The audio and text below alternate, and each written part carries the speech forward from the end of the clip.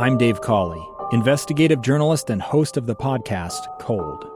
In October of 1985, a woman named Cherie Warren left work at a busy Salt Lake City office to meet her estranged husband at a downtown auto dealership. She never made it home.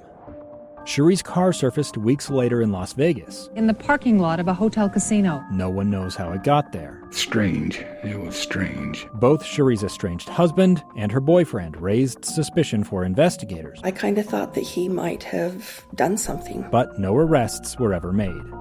In Cold Season 3, we dig into double lives, make new connections in the case, and examine the difficulty raised by reasonable doubt. We want answers just as much as anyone else. They have creeps like that now too, so nothing's changed.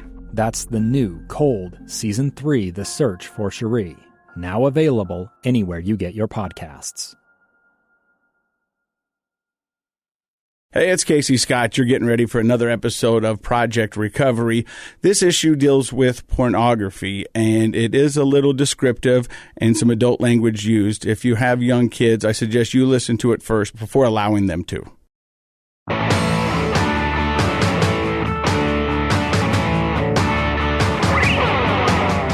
I have another observation, and you can tell me if you noticed this while you were going through it, but you were talking about the kind of this dual process, and I've heard this a lot from people in therapy sessions where as they're developing through their adolescence and they're using pornography a lot, that something interesting occurs. It's kind of like two tracks that should be together, but they're not. Instead of sexual intimacy and emotional intimacy happening with the person that you're dating, you start to see the person that you're dating as, are they marriage material? Are they a good person? Could I be married to them?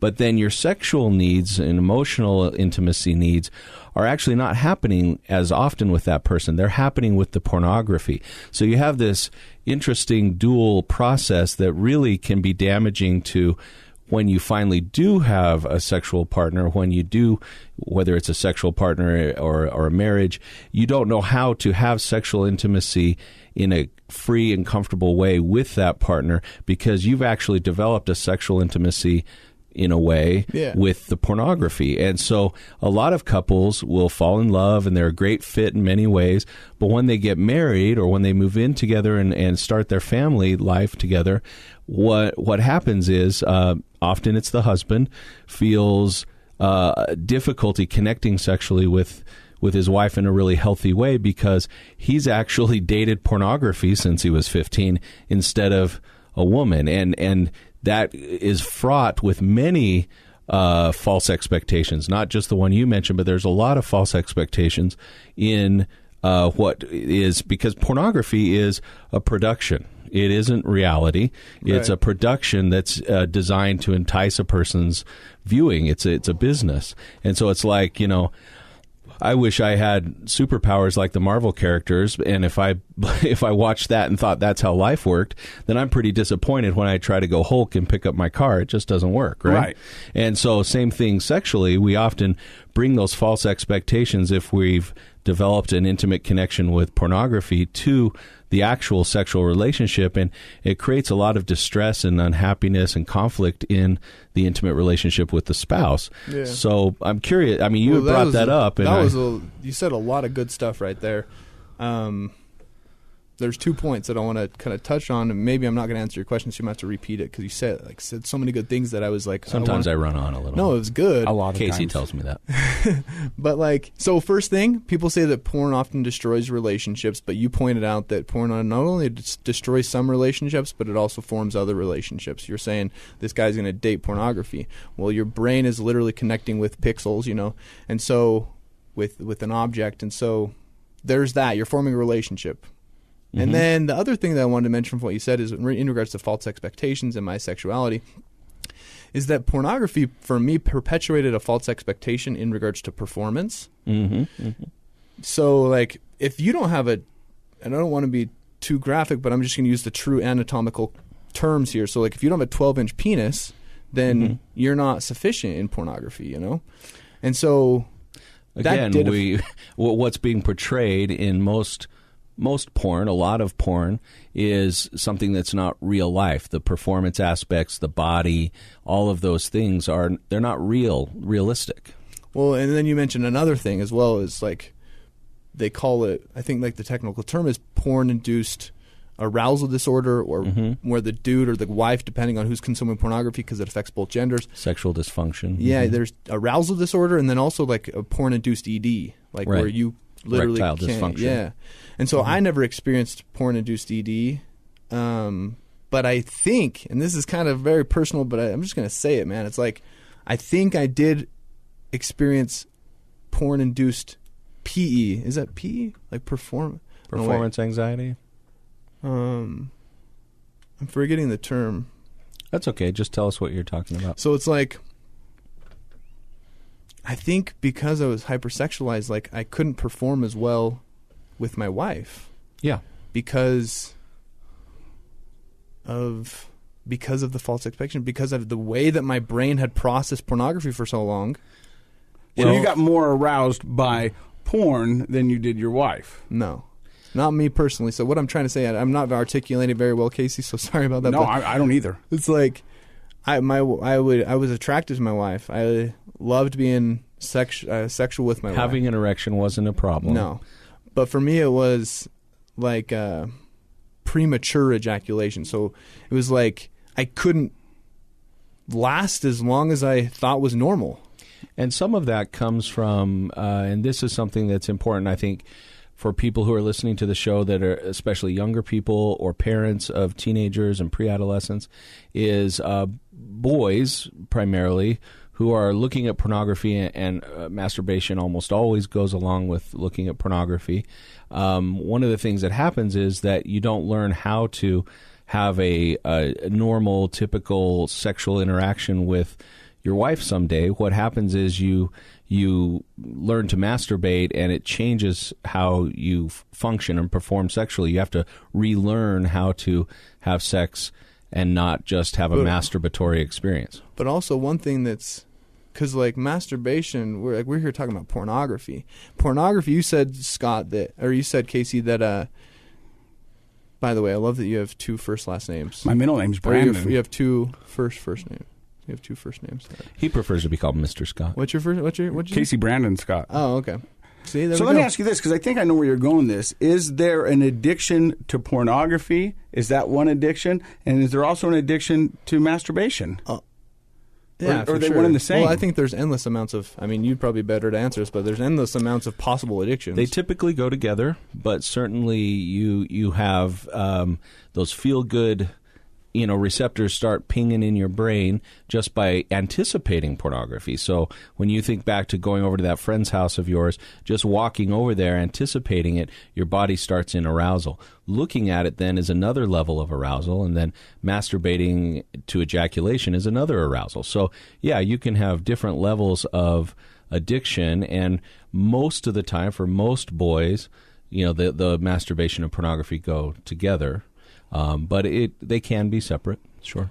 So let's get back to your story. So in 2010... it was when I got married. 2016 is when I told the truth to my wife. And how did she take that? Man, that was the most challenging thing that I've ever done. Back up just a smidge. Why smidge? Why did you tell her? Why, like, you'd been keeping this a secret for so long. Oh, yeah. What happened that caused you to say, I need to tell my wife? So no conversations were happening about the harmful effects of pornography in my life. Like I said, from very young, not in my house, to older, adolescent, adulthood, no one was talking to me about the harmful effects of pornography. I went to a presentation.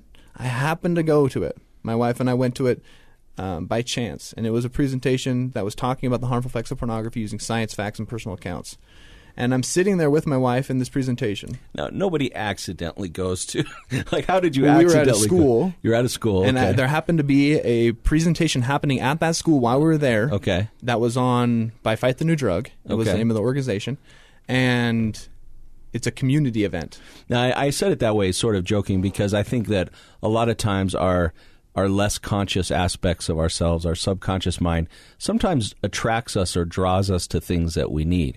I think a lot of people would see that as like, oh, hey, here's a free seminar on porn addiction, and be like, yeah, no thanks. Oh, okay. So I'm kind of curious what got you guys in the room. No, for us, we were at a parent-teacher conference at the school where this presentation was happening. Oh, okay. And it was by chance. Kind of curious. Yeah.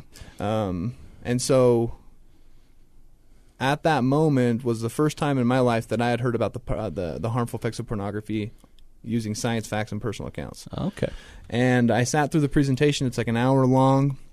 My wife sat with me, and we stayed because it's like, dude, I wanted to stay because I was very intrigued with what was going on, but she had no clue that I had a challenge with pornography at this time.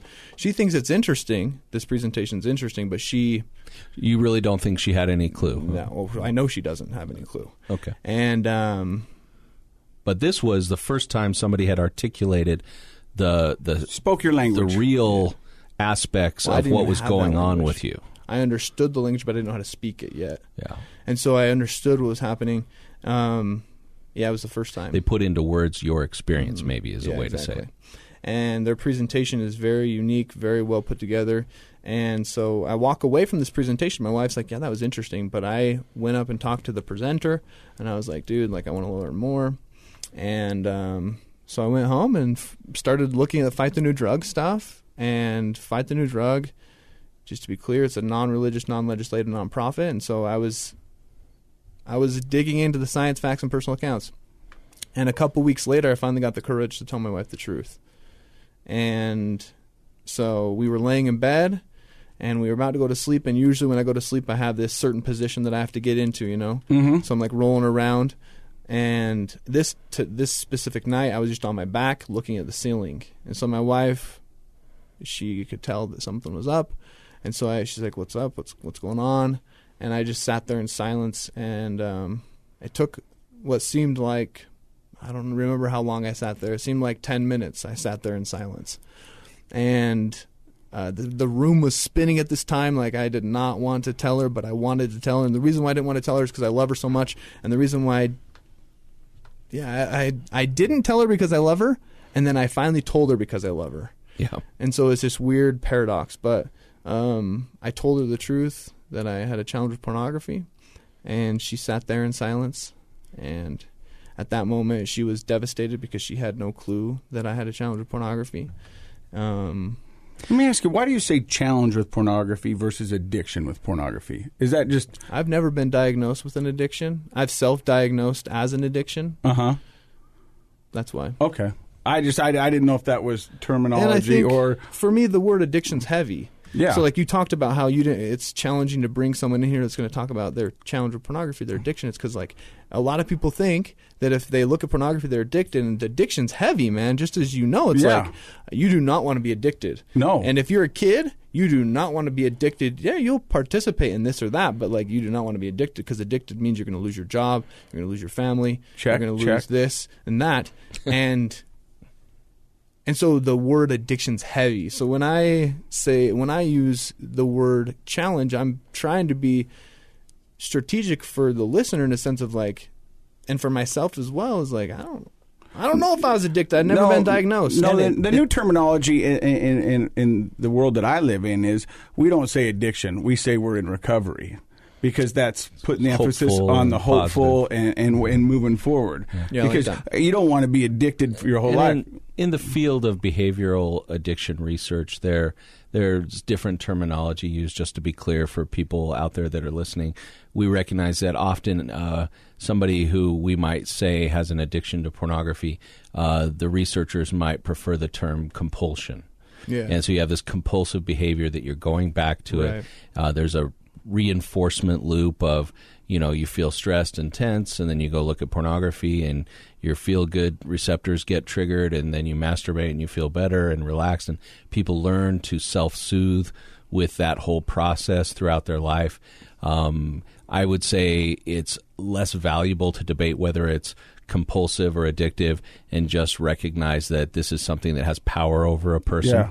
I get that. One thing that's just kind of to be clear for some people out there listening to this is the ICD. You probably know more about this than I do, Matt, but the ICD recognizes compulsive sexual behavior as an addiction. It's a behavioral addiction. Correct. And if you look at gambling, also is recognized as a behavioral addiction. So definitely, I just want to be clear that I don't use that word because I am saying that I don't. I just use it for my reasons. Yeah, I got it. So you tell your wife she's devastated, is the word you used. Yeah, she says in her words, because we've talked about it a lot since then, is that she just went kind of blank. Like her mind went blank. She didn't know what to say. She didn't know what to do. It's real shocking for her. Yeah, she's real shocking. The way she reacted, because everyone can react differently, is she kind of just put it on the back burner. She went about her life, and we had 2 kids at this time. And so she's busy, she works, and she loves what she does. And so I think she tried to escape from the reality and just kind of said, like, okay, I'm just going to focus on... A lot of times we use denial as a defense mechanism when we're shocked and overwhelmed by something that we don't know how to handle. We don't recognize an immediate solution to a problem. It's very common for people to use some level of denial. Sounds like she just kind of wanted to, like you said, put it on the back burner and pretend it wasn't happening. Yeah. So how long did it stay on the back burner for? For a few weeks. And then I remember, this is just what I did. I'm only talking about my story. It's probably not the most healthy approach, but I remember asking her and being like, well, it's been about a couple weeks now and you haven't talked to me about my challenge. Like, you haven't asked me more questions or... And so I just kind of addressed it with her again. I was like, what's going on? What do we do? And we kind of just talked about how awkward it was and how it did hurt her emotionally and mentally and all these different ways that hurt her to know that I had this challenge. So, and she didn't know what to do either, I guess. She has no clue right? either. Yeah. And neither of our families talked to us about healthy sexuality or pornography. Yeah. So and I were think, both kind of in a boat. It's only now that parents are being more proactive, and still we have a long ways to go in talking about pornography itself. You might have got the talk about sex when you were a kid. That was a 50-50 chance. But parents rarely ever knew how to address pornography. And now that pornography is, I think, quite literally an epidemic because of the access to it. I think my dad just put on a Porky's movie. He might have. And said, like, here you go. Let me know if you have any questions. Yeah. But nowadays, parents are getting more comfortable with that process. But I'm not surprised that your generation, you didn't really know where to turn. You're listening to Project Recovery. More with Garrett's story coming up next.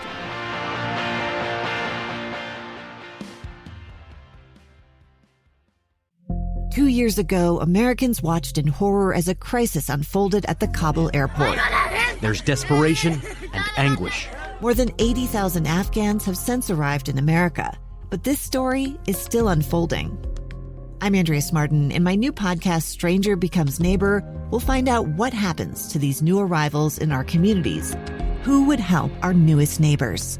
Follow us at kslpodcast.com, Apple Podcasts, or anywhere else you listen.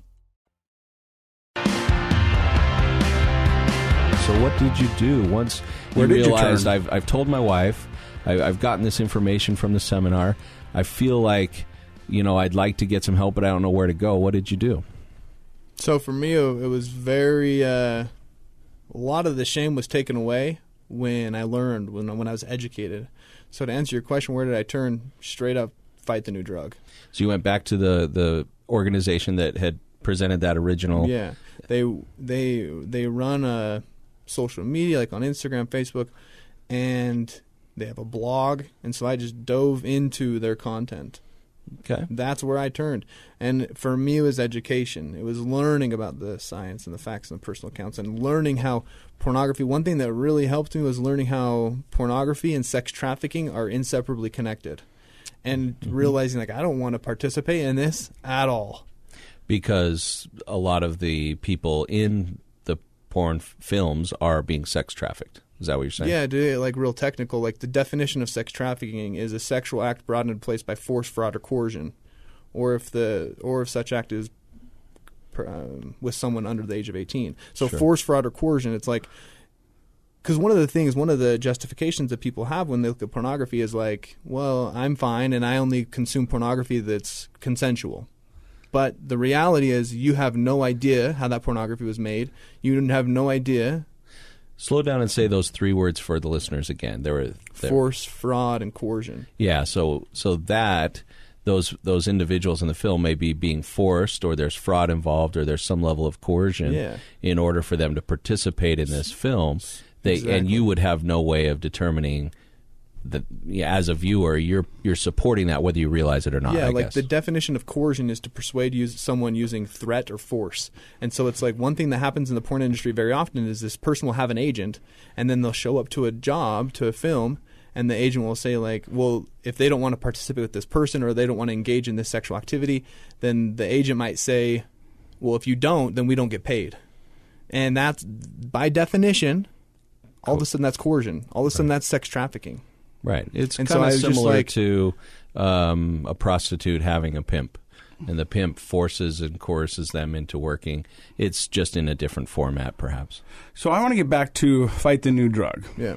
And that's where you got your education. Did you seek any other education outside of that with like a therapist? Or So my wife and I went to therapy one time, and I just recently, a couple days ago, saw a meme on like how much people, like this person that created this meme, how much they enjoy therapy because they go and they get validated again and again, and they get free chocolates. They get to sit on the couch and relax. But for me and my wife, therapy didn't work. Man, I'm not giving away chocolates. Was that a thing? Yeah, I guess. Most therapists give away chocolates. They Matt. do. Wow. But you didn't like the therapy. No, so it's healthy, so healthy, and for so many people. But my wife and I mean, we only went to one session, so I don't know if I like therapy or not. Yeah, you're a quitter, man. Yeah, exactly. No, the reality to actually validate what you're saying is not all therapists are created equal, just like not all doctors do the same things. Exactly. And I think it's important for a person to find the therapist that can provide for them what they're needing. And so if you just go to a generic therapist, they may or may not have the skill set to help, in this case, you and your wife with what you need. And so finding the right fit would probably help you have a different experience. You're 100% right. Another thing about therapy, Matt, tell me if I'm wrong, because I've only been in one like official session. Yeah. But like you're opening up wounds in therapy, and so it's not fun sometimes. Right. Actually, what happens, there's an interesting thing you can look at in almost any intro textbook in psychology, is that in order to function, if a person has a problem, they're kind of white-knuckling it. They may be using a certain level of denial in their life that there's a problem. They're making it through every day. Then they go in and talk with a therapist, and the therapist makes them open up and kind of get real. And so you have to drop some of those defense mechanisms. So sometimes there's a little dip in the beginning of the process of therapy after the first few visits where you don't necessarily feel better. You're actually being real and open and raw with yourself, or couples therapy is magnified because you might have to be actually real and open with your spouse who you've been deceiving with your behavior over time. And that's why staying with it, but only if the therapist is providing proper therapy, you can then shortly start to feel better. And then people, they recognize the value as solutions start to present themselves, and you're not just looking at the problem. But at first you have to be problem focused. Yeah. And then you get to be I never solution gave therapy focused. a chance. No, you didn't. So how are you doing in your recovery right now? But by the way, I want to mention, because you mentioned one word that's very important. I think it's... He does that a lot. Deceit. Yeah. You said the person's being deceitful and you have to be true. It's like, I've heard it said that if you want to be happy on your deathbed one day, just try not to be deceitful, resentful, and arrogant. Yeah. Yeah. Pornography, you look at pornography, deceitful. Oftentimes it's binge. Watching pornography is usually not open. People aren't open about it. So it's deception. Resentful. You start to resent life. You start to resent relationships. You start to resent yourself. You start to resent pornography. And then arrogant, like pornography perpetuates false expectations that make you arrogant, like think you're more important than the other person. So anyway, I just wanted to touch on that because pornography is like perpetuates those three things. Sure. Anyway, what was your question? So what are you doing in your recovery right now? I mean, how you and your wife? I mean, you said you guys went to the therapist. You said it wasn't for you. We took a very, very unique route. I was almost like, because Matt, you said it's an epidemic. I was very concerned that not more people weren't having this discussion. And I almost got a little bit like, I looked at my little girl and I was like, dude, is she going to have a guy when she's 20 that's not addicted to porn? Like, is there going to be a possible candidate for her to date? And so I was like, screw this. I'm going to do something about it. And so I did a project. Like I said, I knew that I was decent at endurance events. And so I was about to turn 30 years old, and so I did a project called 30 and 30 in handcuffs. It was a weird project. I just came up with it. I'm like, I'm going to run 30 marathons in 30 days wearing handcuffs, which represent like the addictive nature of pornography. And so I quit my job with my wife's support, and I started doing these marathons, 30 and 30 in handcuffs. And so you ran 30 marathons in 30. That's back-to-back marathons every day for 30 days. 26.2 a day.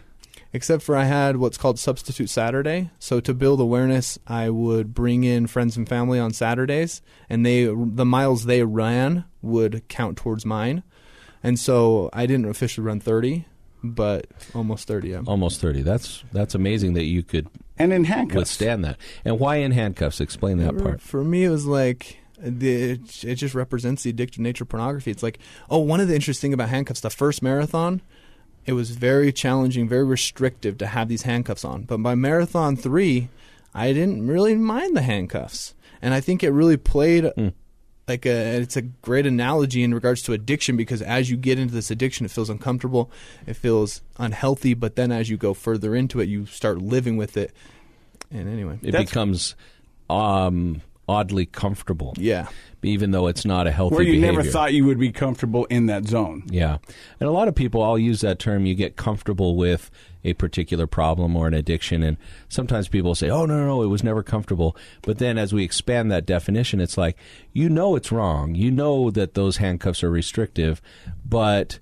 that's how you do life. So it becomes this. That's how I do it. It's that kind of comfort. It's not a healthy comfort, but it's something that makes us trapped. So when you started the 30 and 30 in handcuffs, what was everybody's kind of response? Yeah, not good, man, because it was very irresponsible of me to do that. For us to do it, it was our decision, my wife and I. It wasn't just me.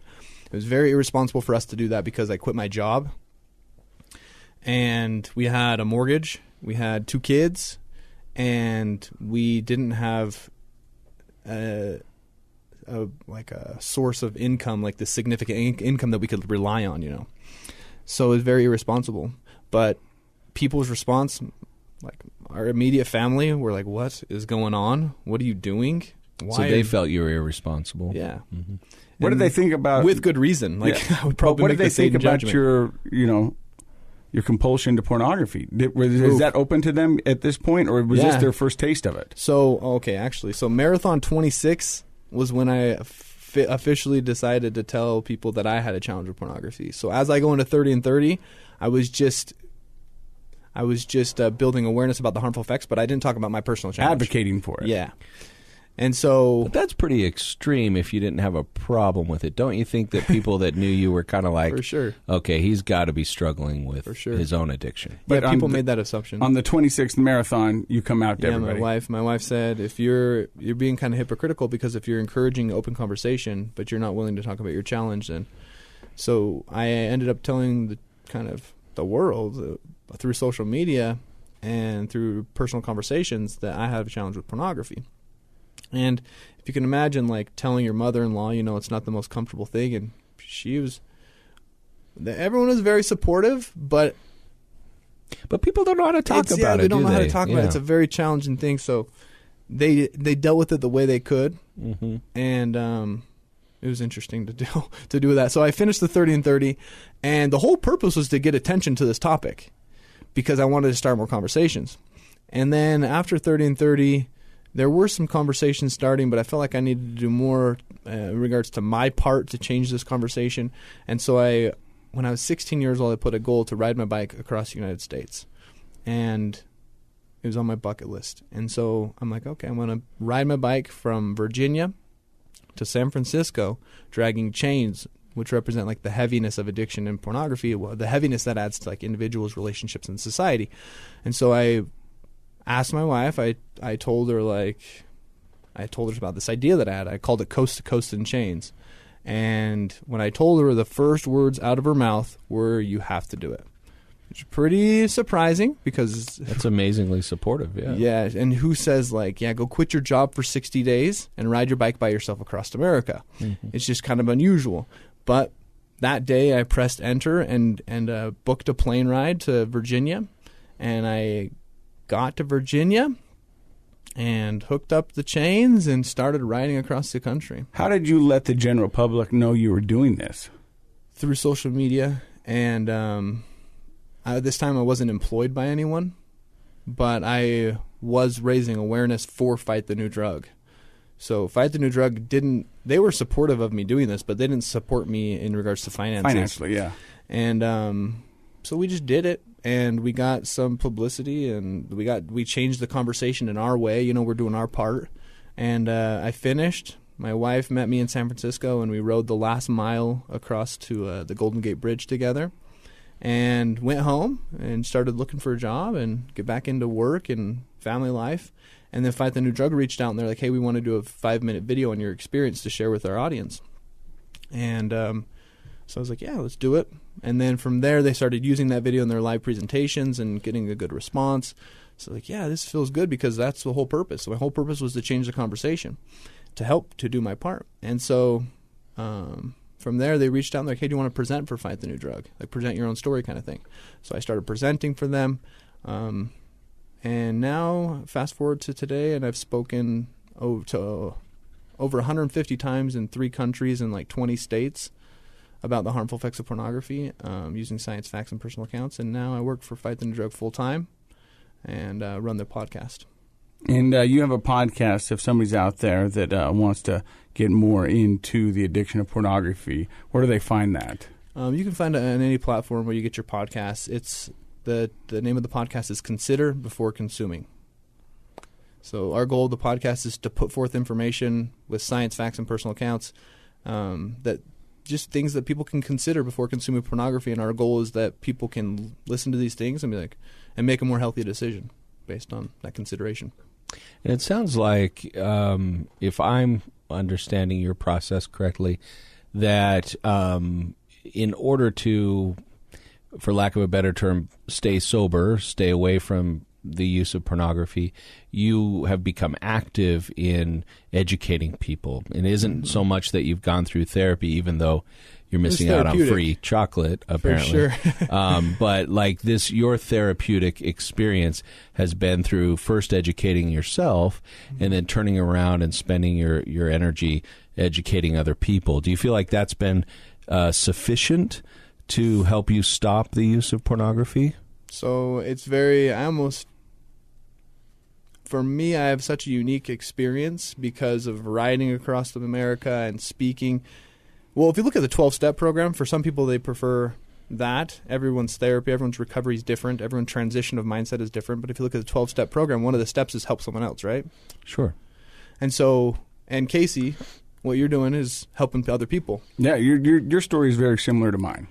Yeah, so it's like the key is helping someone else. No matter if you have a podcast or if you are just having a conversation on the side. You're a sponsor in a 12-step program. Yeah, exactly. So it's like that is so crucial. And one of the reasons why that's crucial is because when you help someone else, there's chemicals released in your brain, oxytocin, connection. You feel connected, you feel purpose, you feel like your progression, you feel growth. And so for me, I had a huge amount of dose of this oxytocin of helping other people because I've been able to speak about it.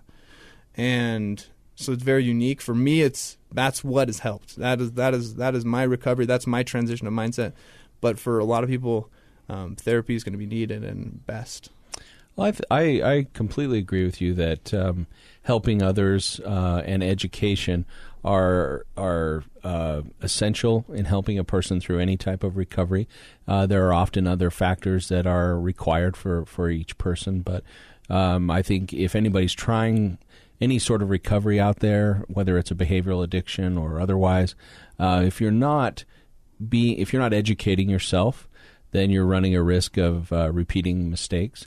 And if you're not helping other people, you're missing out on that wonderful experience that you're describing. So yeah, it's like I'm grateful for my challenge because it has allowed me to, like, I'm going to be a better parent because of my challenge. So for anyone listening, like, realize that, like, you're going to be a better parent, Casey, because of your challenge. That's the goal. You know? Well, Garrett, thank you very much, and thank you for coming on and telling your story, being so honest and being so raw. And I hope people out there will get something for this episode and then maybe come over there and follow you on your podcast. Fight a New Drug, right? Yep, Fight the New Drug, and the podcast is Consider Before Consuming. All right, thank you very much. And if you know somebody who needs some help, have them do what I did. Give Pinnacle Recovery Center a call. This is a KSL podcast.